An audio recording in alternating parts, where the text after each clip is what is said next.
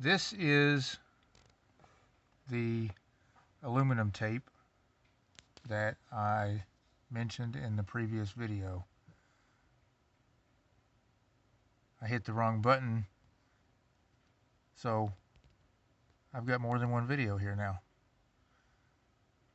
It's my first time video cataloging a repair on a vehicle.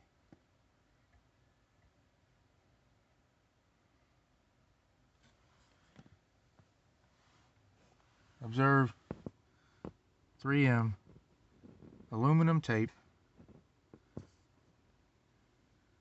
That's your 3M number if you want to find it online. 3M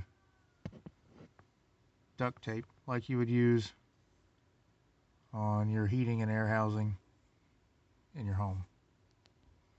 Heat resistant, cold resistant, should stand up to anything this housing is subjected to. And if you have to repair the blend door again, it comes right off.